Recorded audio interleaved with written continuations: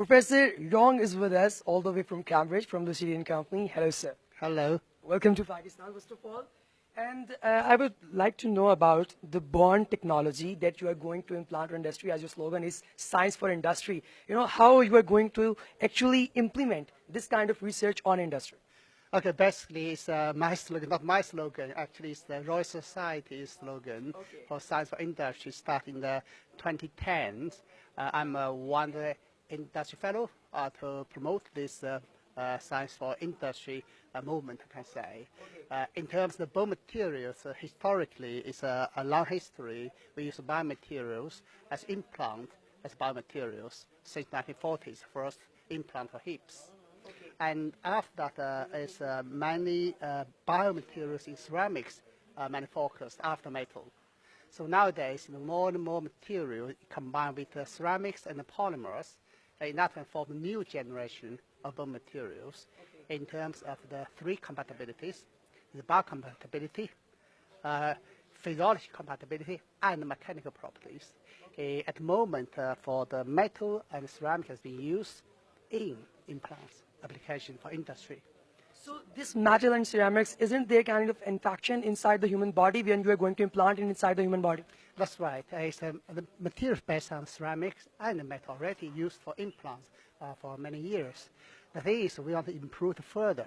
Can we make the new bone materials as implant more mechanical biocompatible?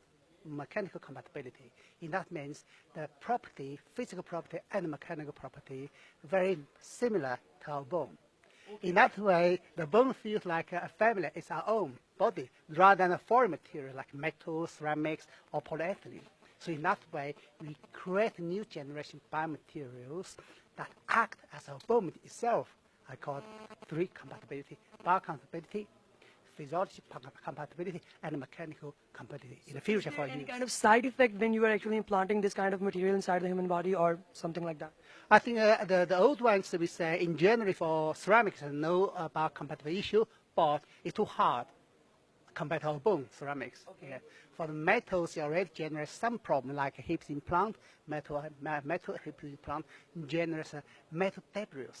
That debris already cause serious problems. This is why Johnson & Johnson already called a few years ago not on metal implant for hips. What would you see when is this whole process is going to help the poor outside, and when it is actually getting commercialized in the very future?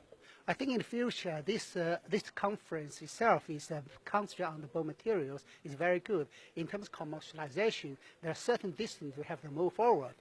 This is why the conference, as a science-based conference, we want to choose something new and hope for the future. Based on that, we can move towards commercialization. Without this foundation, without research, we cannot know how we can move forward, how far we can move forward. Okay. So what do you want to say about the collaboration of, IRCBM with respect to this particular project? And this first time to Pakistan, the first time visited this department, I feel it's a very capable department, and also it's a technology involved in the research. Scientists are excellent. I think it surprised me when I come here. I think we can form a certain degrees of collaboration in the future. That's my confidence. Okay, well, that's great. So let's getting out of the topic. What about the ambience of Pakistan? What about the people of Pakistan? What about the culture of Pakistan? Would you like that? I think I haven't visited many places in Pakistan, but in general, I feel people very friendly and also approachable. I think in that way we can work together. Well, thank you so much, Dr. Yang. Enjoy your stay. Thank you. Thank you so much. Bahut shukriya, Nazim.